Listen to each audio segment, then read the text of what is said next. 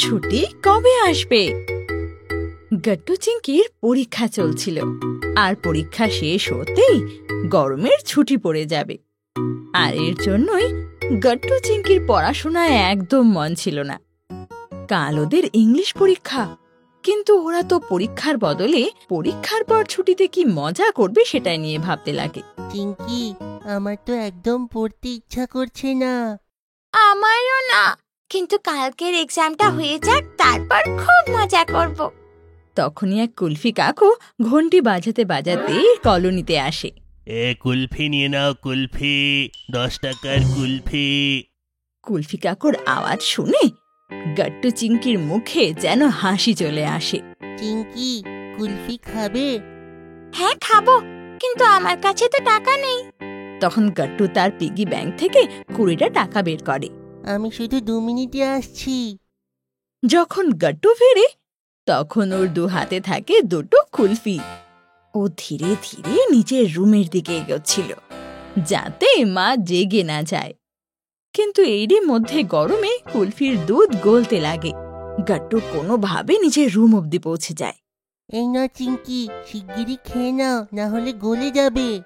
গট্টু চিংকি বেশ মজা করে নিজের কুলফি খেতে লাগে, কিন্তু ততক্ষণে মা জেগে যায় আর গট্টু চিংকির রুমের দিকে এগিয়ে যেতে লাগে। মায়ের পা ভুল করে ফ্লোরে পড়ে থাকা গলা আইসক্রিমের ওপর পড়ে। ওহো, কি চ্যাটচ্যাট করছে তো এখানে। মায়ের আওয়াজ শুনে দুজনে তখনই সেখান থেকে দৌড় দেয়, আর দুজনের হাতে ছিল কুলফির স্টেক। তো পড়াশোনা বাদ দিয়ে তোদের দুজনের কুলফি খাওয়া হচ্ছে। সরি মা। আচ্ছা, গিয়ে এখন পড়তে বস তাড়াতাড়ি। ওকে মা।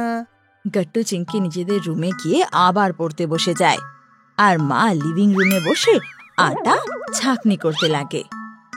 আটা ছাঁকনি করার পর মা সেটাকে সেখানে রেখেই ভেতরে চলে যায়।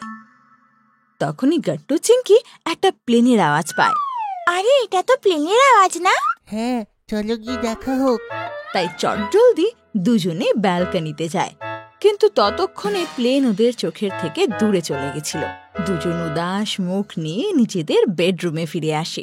আমার প্লেন দেখতে ইচ্ছা করছিল, এখন জানি না পরের প্লেন কখন আসবে। পরের প্লেনের অপেক্ষা করার কি দরকার? আমরা নিজেদের প্লেন বানাবো আর এখানেই ওড়াবো। কিন্তু কিভাবে? এক্ষুনি বলছি কি করে। গট্টু আর দেরি না করে নিজের খাতা থেকে একটা পেজ ছিঁড়ে ফেলে, আর ওটা দিয়ে একটা প্লেন বানাতে লাগে। আর কিছুক্ষণের মধ্যেই ওর প্লেন তৈরি হয়ে যায়। এটা গট্টু চিংকি সুপার পেপার প্লেন, আর এটা কিছু সেকেন্ডে উড়তে চলেছে। ইয়ে! গট্টু তখনই ওর সুপার প্লেনকে হাওয়ায় জোরে ছুড়ে ফেলে। প্লেন খুব সুন্দর করে হাওয়ায় উড়তে লাগে, আর কিছুক্ষণ উড়ে চিংকির হাতে এসে যায়। চিংকি, তোমার সুযোগ। চিংকু এবার গট্টুর মতো প্লেনটাকে ছুড়ে দেয়। এবার প্লেন উড়তে উড়তে লিভিং রুমে চলে আসে। কিন্তু এমন একটা সময় আসে যখন প্লেনটা গিয়ে ফ্যানের ওপর বসে যায়। আরে, এটা তো আটকে গেল। আটকে গেল তো কি হলো? ফ্যান অন করলে তো নিচে নেমে আসবে।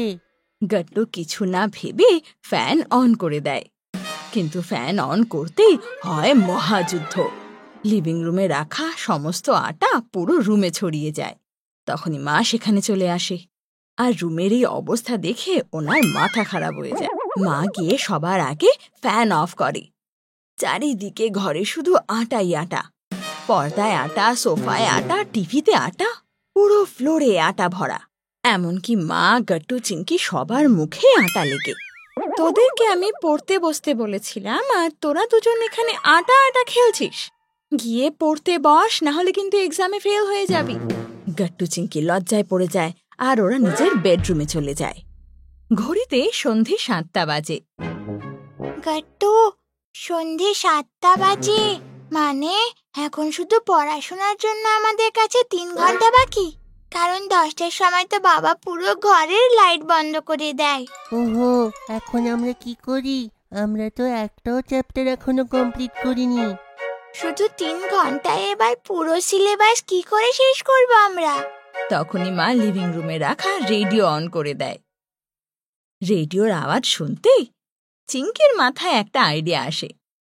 গাট্টু, লাইটস অফ হওয়ার পর পড়তে তো পারবো না, কিন্তু শুনতে তো পারবো।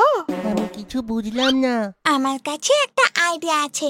আমাদের পুরো সিলেবাস রেকর্ড করে নেওয়া উচিত। একবার পুরো সিলেবাস রেকর্ড হয়ে গেলে লাইটস অফ হওয়ার পরেও আমরা সব শুনতে পারবো। আরে বাহ, এটা তো দারুণ আইডিয়া, যার জন্য আমরা এক্সামের পড়া পড়ে নয় শুনে করতে পারবো। ঠিক বুঝেছিস।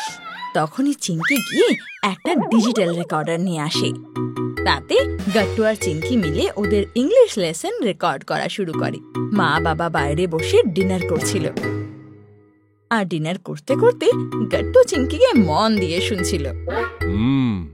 তুমি তো বলো গাড্ডু আর চিঙ্কি পড়াশোনা করে না, দেখো তো কত মন দিয়ে পড়ছে।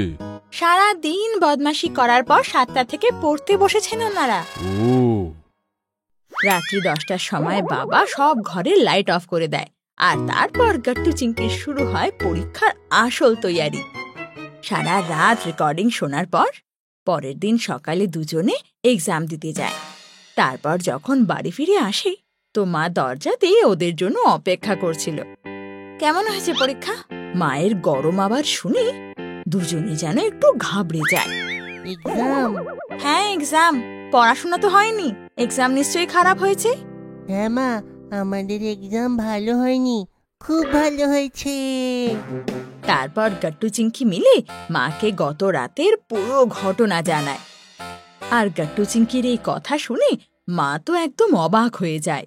মানে তোরা সারা রাত জেগেছিলি?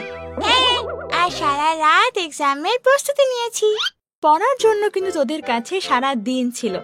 সঠিক টাইমে পড়তে বসলে তাহলে এত কষ্টটা করতে হতো না। তখনই বাইরে থেকে একটা হর্নের আওয়াজ আসে। মা, এটা তো বাবার গাড়ির হর্ন না? তখনই বাবা ঘরে ঢোকে। আরে হাফ ডে নিয়ে এসছি বাচ্চারা। Half day? কিন্তু কেন? কারণ আমরা তোমার দিদিমার বাড়ি যাচ্ছি। ইয়ে! দিদা বাড়ি যাওয়ার কথা শুনে গাট্টু চিঙ্কি যেন লাফিয়ে ওঠে। রুমে গিয়ে তাড়াতাড়ি ব্যাগ প্যাক করতে শুরু করে দেয়। মা, আমরা কতদিনের জন্য যাচ্ছি? পুরো 10 দিনের জন্য। ওয়াও! তাহলে আমাকে সব কাপড় নিয়ে যেতে হবে আমার। 10 দিনের জন্য যাচ্ছি, তাহলে দুটো জুতো নিয়ে নি। মা, রাস্তার জন্য লেবু জল বানিয়ে দাও না প্লিজ। আর আমার জন্য মশলা ইডলি। আরে হ্যাঁ হ্যাঁ বাবা, সব বানাচ্ছি। আগে তোরা নিজেদের প্যাকিং কমপ্লিট কর। প্যাকিং হয়ে যাওয়ার পর গাট্টু চিঙ্কি আর মা বাবা মিলে গাড়িতে বসে দিদা বাড়ি যাওয়ার জন্য রওনা হয়। আজকের দিন তো গাট্টু চিঙ্কির জন্য ডাবল খুশি নিয়ে আসে।